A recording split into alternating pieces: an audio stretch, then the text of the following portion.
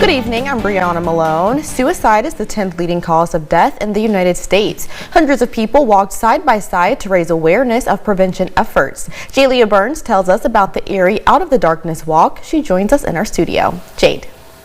Brianna, today was all about connecting to find a solution and save lives. A journey that began in heartbreak and loss has transformed into hope and healing. Those are the powerful words of Jessie Putkowski, the director of the American Foundation of Suicide Prevention Western Pennsylvania chapter.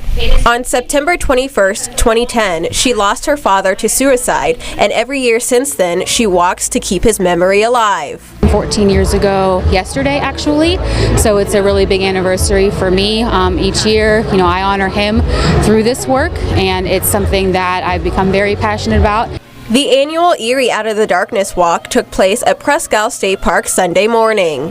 It's an event that brings together those affected by suicide and supporters by raising prevention and mental health awareness. As long as we will live, they too will live. For now, they are now part of us.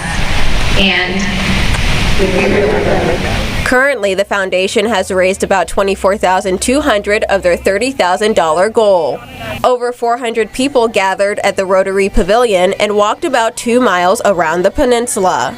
Participants were able to take part in pre-walk activities as well as talk with local organizations that provided information and resources.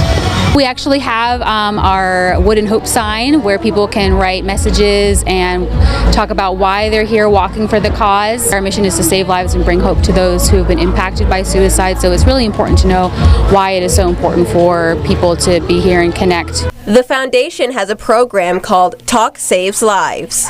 Putkowski says having conversations, asking questions, and talking about mental health can completely change the trajectory of someone's life. Help is available by phone or text at 988, which is the Suicide Prevention Lifeline. Talk to your friends, talk to your family.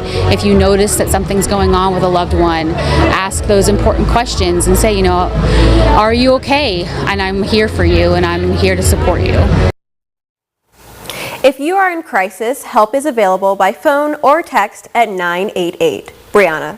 Jalia Burns live in our studio tonight. Thank you, Jade.